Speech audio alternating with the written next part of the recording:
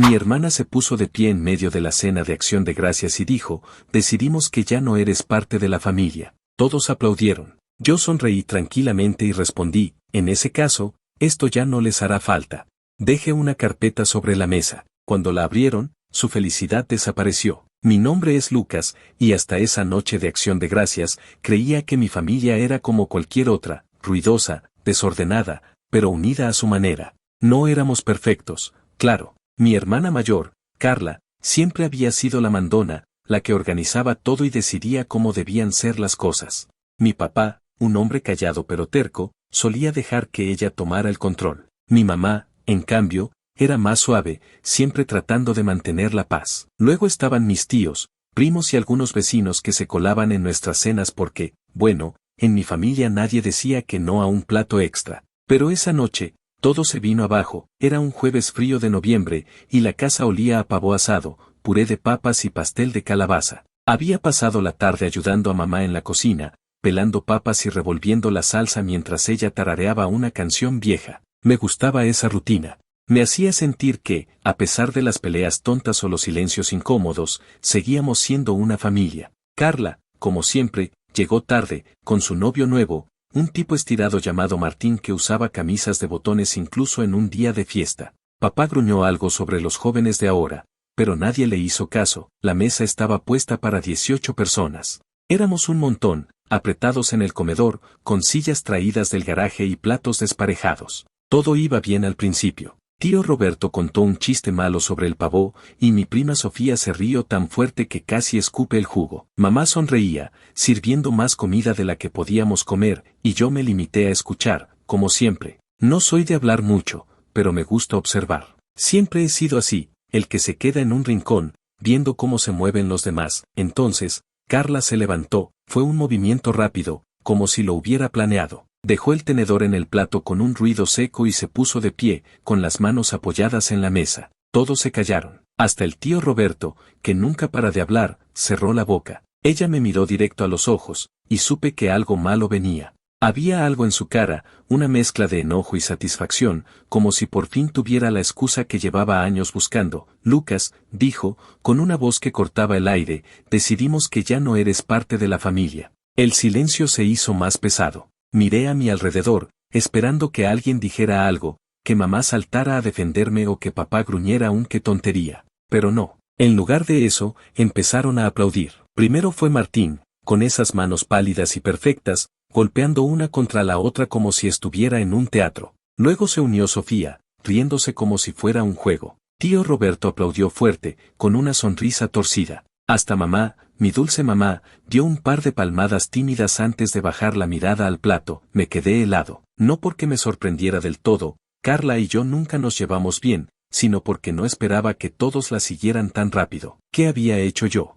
¿De dónde venía esto? Mi mente empezó a dar vueltas, buscando una razón. ¿Era por el dinero que le presté a papá hace unos meses y que nunca me devolvió? ¿O por esa discusión tonta con Carla el verano pasado, cuando le dije que no iba a ayudarla a mudarse otra vez? No lo sabía, pero ahí estaban, aplaudiendo como si acabaran de ganar algo. Entonces sonreí. No fue una sonrisa de felicidad, ni siquiera de nervios. Fue una sonrisa tranquila, casi fría, como si de repente entendiera el juego. Me levanté despacio, con las manos en los bolsillos, y caminé hacia el otro lado de la mesa. Nadie dijo nada, pero podía sentir sus ojos clavados en mí. Saqué una carpeta delgada que había dejado en una silla antes de la cena. No sé por qué la traje esa noche, pero algo en mi instinto me dijo que la necesitaba, y la puse sobre la mesa con un golpe suave. En ese caso, dije, mirando a Carla, esto ya no les hará falta. La carpeta era vieja, de esas de cartón marrón que se usan para guardar papeles importantes. La había encontrado meses atrás, revisando unas cajas en el sótano de la casa de mis padres. No le había dado mucha importancia al principio, pero cuando la abrí y leí lo que había dentro, supe que era algo grande, algo que podía cambiarlo todo. Carla frunció el ceño, pero no dijo nada. Fue Martín quien se inclinó y abrió la carpeta, con esa actitud de yo me encargo que tanto me molestaba. Sacó los papeles, los hojeó rápido y luego se quedó quieto. Su cara cambió. La sonrisa engreída que siempre llevaba se borró, y sus ojos se abrieron como si hubiera visto un fantasma. Pasó los papeles a Carla, que los leyó en silencio. Vi cómo sus manos empezaban a temblar. ¿Qué es esto? Preguntó, con la voz más baja de lo normal. Léalo en voz alta, dije, cruzándome de brazos. Quiero que todos escuchen. Ella dudó, pero al final empezó a leer. Su voz temblaba un poco, y cada palabra parecía pesarle más que la anterior. Testamento de Elena Ramírez, fechado el 15 de marzo de 2010. Yo, en pleno uso de mis facultades, dejo la totalidad de mis bienes, incluyendo la casa en la calle Olmos 47, el terreno en las afueras y todas mis cuentas bancarias, a mi nieto Lucas Ramírez. Con la condición de que se haga efectivo tras mi fallecimiento y solo si él lo reclama personalmente. Se detuvo. El comedor estaba tan silencioso que podía escuchar el zumbido del refrigerador en la cocina. Miré a mi alrededor. Mamá tenía la mano en la boca, como si quisiera taparse el asombro. Papá fruncía el ceño, confundido. Tío Roberto soltó un ¿qué? Que resonó en la pared. ¿Esto es real?, preguntó Carla, levantando la mirada hacia mí. Muy real, respondí. La abuela lo escribió antes de morir. Lo encontré hace unos meses, pero no dije nada porque, bueno, no quería problemas. Supuse que lo íbamos a compartir todo como familia. Pero si ya no soy parte de esto, entonces supongo que no tengo que compartir nada, ¿verdad? Carla dejó caer los papeles sobre la mesa. Martín intentó decir algo, pero solo balbuceó. Sofía ya no se reía. Y mamá, por primera vez en la noche, me miró como si no me reconociera. ¿De qué estás hablando, Lucas?, dijo papá, con esa voz grave que usaba cuando estaba enojado. ¿Qué significa esto? Significa que la casa en la que estamos sentados ahora mismo, la que todos ustedes dan por sentada, es mía. El terreno donde planean construir esa cabaña para las vacaciones, también. Y el dinero que la abuela dejó en el banco, que no es poco, me pertenece. Todo legal, firmado y notariado. Pueden revisarlo si quieren. Nadie dijo nada por un momento. Luego, Carla explotó. Esto es ridículo. Gritó, golpeando la mesa. No puedes hacer esto. Esa casa es de todos. La abuela no sabía lo que hacía cuando escribió eso, sabía exactamente lo que hacía, dije, sin levantar la voz. Y si no me creen, hablen con el abogado que lo firmó. Está todo en regla. Me di la vuelta y caminé hacia la puerta. Podía sentir el caos empezando detrás de mí, Carla gritándole a Martín, papá murmurando algo sobre papeles falsos, mamá pidiéndole a todos que se calmaran. Pero no me quedé a escuchar. Abrí la puerta, salí al aire frío de la noche y cerré detrás de mí. No sabía si estaba haciendo lo correcto. Una parte de mí se sentía mal, como si estuviera traicionando algo que alguna vez quise proteger. Pero otra parte, una más grande, sentía alivio. Por primera vez en años, no era el que se quedaba callado, el que dejaba que los demás decidieran por mí. Esa carpeta no era solo un montón de papeles. Era mi salida. Caminé hasta mi auto, estacionado al final de la calle, y me subí. Antes de encender el motor, miré la casa una última vez. Las luces del comedor seguían encendidas, y podía imaginarlos peleando, buscando una manera de darme la vuelta a esto.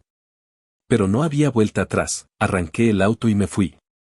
Conducir por la carretera esa noche fue extraño. El aire frío entraba por la ventana entreabierta de mi auto, un cacharro viejo que apenas pasaba las revisiones, y el ruido del motor llenaba el silencio que había dejado atrás en la casa.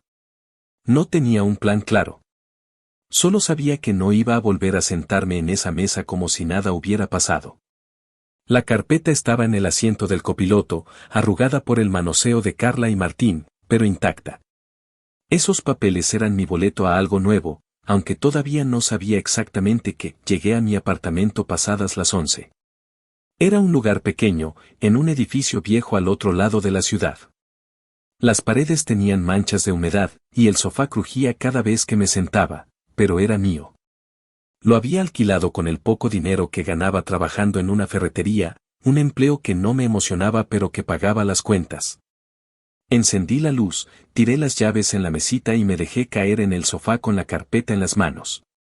La abrí otra vez, aunque ya me sabía de memoria lo que decía. La abuela Elena siempre había sido un misterio para mí.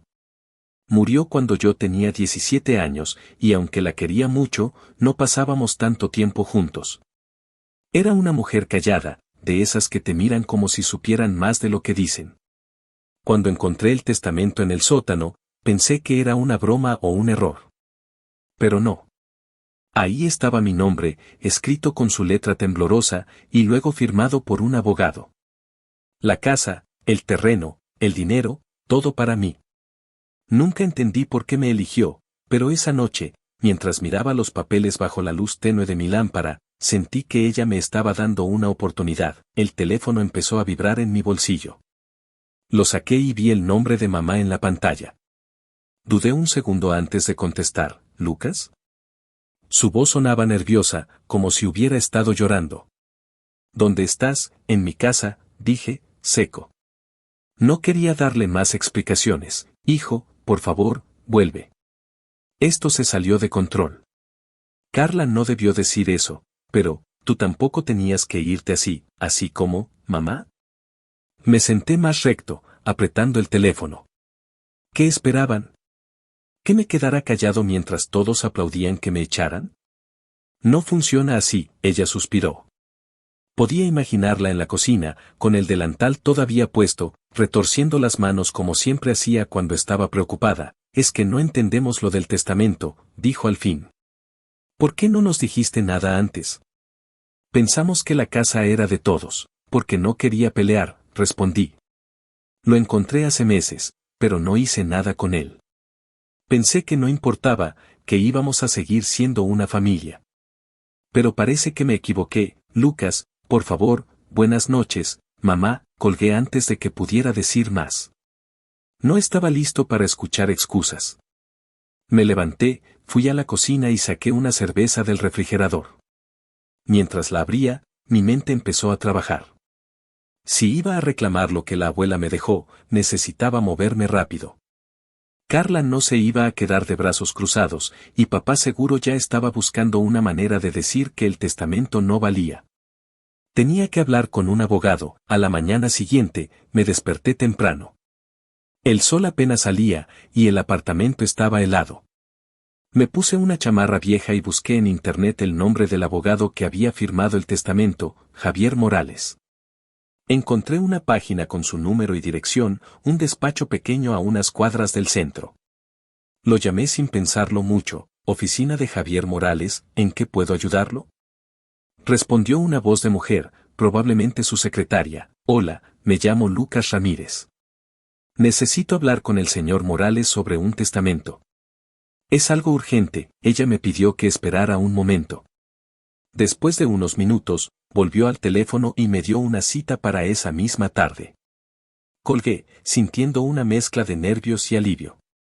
Esto se estaba poniendo real. El despacho de Morales era un lugar sencillo, con paredes blancas y muebles que parecían sacados de otra época. La secretaria me hizo pasar a una oficina pequeña donde un hombre de unos 60 años, con gafas gruesas y pelo gris, estaba sentado detrás de un escritorio lleno de papeles. Me miró por encima de las gafas y sonrió. Lucas Ramírez, supongo, dijo, señalando una silla. Siéntate. ¿Qué traes ahí? Le pasé la carpeta sin decir mucho. Él la abrió, leyó en silencio por unos minutos y luego asintió, como si todo tuviera sentido. Elena Ramírez, sí, la recuerdo, dijo al fin. Una mujer decidida. Este testamento lo redactamos juntos. Quería asegurarse de que quedara claro que todo era para ti. ¿Por qué yo? Pregunté, porque era lo que más me daba vueltas en la cabeza. Nunca me dijo nada. Morales se recostó en su silla, juntando las manos. Ella me dijo que eras diferente. Que no peleabas por lo que querías, pero que tenías un corazón bueno. Quería darte algo que te obligara a levantarte y tomar lo que es tuyo. Supongo que lo logró. No, me quedé callado, procesando eso. La abuela siempre me había visto más de lo que yo mismo me veía. ¿Entonces es legal? Pregunté. No hay manera de que lo peleen, es sólido, respondió. Está firmado, notariado y registrado. La casa, el terreno y las cuentas son tuyos, siempre y cuando lo reclames formalmente. Pero si tu familia quiere pelearlo, podrían intentarlo. Depende de cuánto estén dispuestos a gastar en abogados. Ellos no se van a rendir fácil, dije, pensando en la cara de Carla cuando leyó los papeles. Entonces prepárate, dijo Morales. Si quieres, puedo ayudarte a hacer el trámite. Pero una vez que empieces, no hay vuelta atrás, asentí. No había otra opción. Le pedí que empezara con los papeles, y salí de ahí con una sensación rara en el pecho.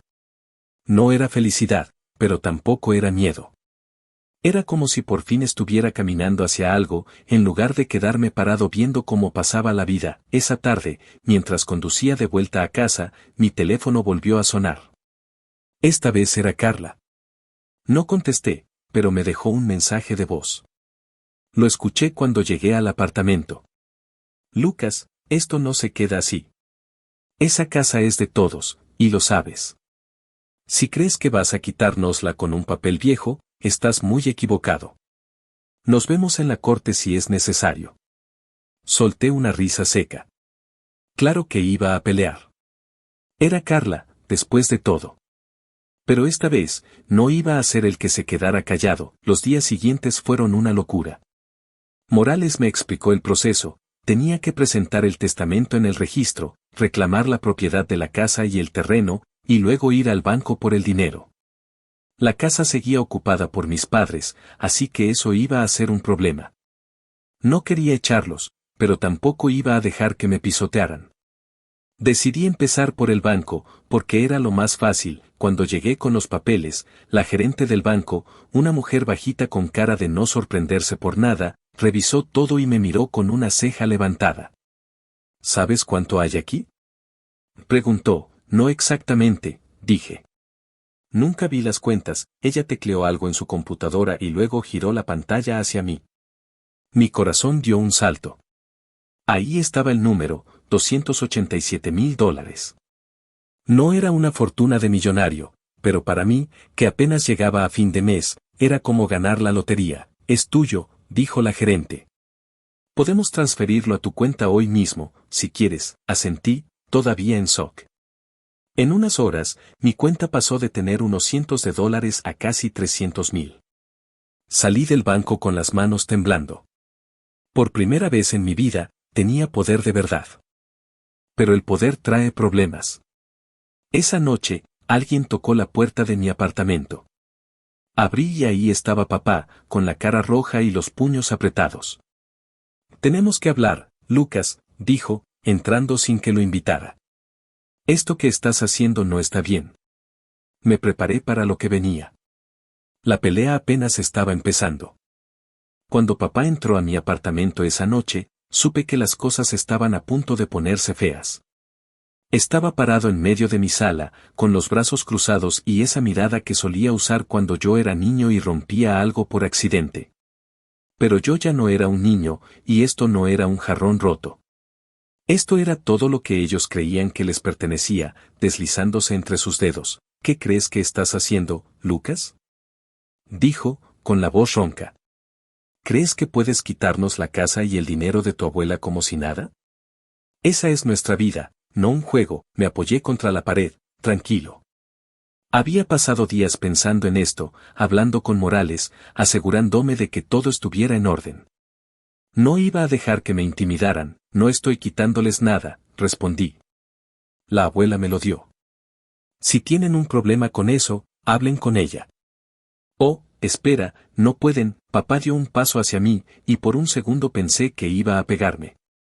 Pero se detuvo, respirando fuerte. Esto no es lo que ella quería, dijo. Quería que estuviéramos juntos, no que nos destrozaras, ¿juntos? Solté una risa amarga. ¿Como anoche, cuando todos aplaudieron mientras Carla me echaba? No me hables de estar juntos, papá. Eso se acabó cuando decidieron que yo no valía nada. Él no dijo nada por un momento. Luego bajó la mirada, como si no tuviera respuesta. Pero yo sabía que no había venido solo a hablar. Carla estaba detrás de esto, moviendo los hilos como siempre.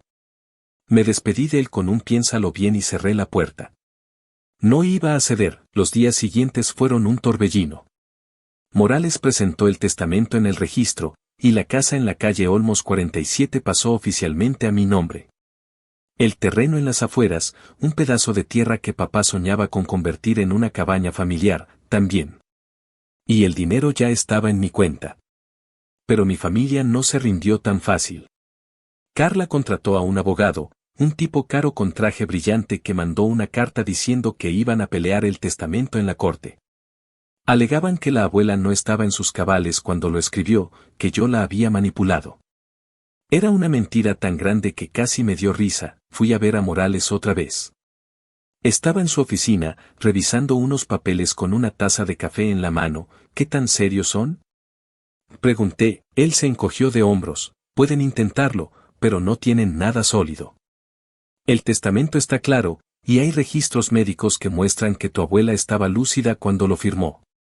Van a gastar mucho dinero para nada. ¿Estás listo para esto? Más que listo, dije. Quiero terminarlo, y así empezó la guerra. La primera audiencia fue 2 semanas después, en un juzgado pequeño que olía a madera vieja y café rancio.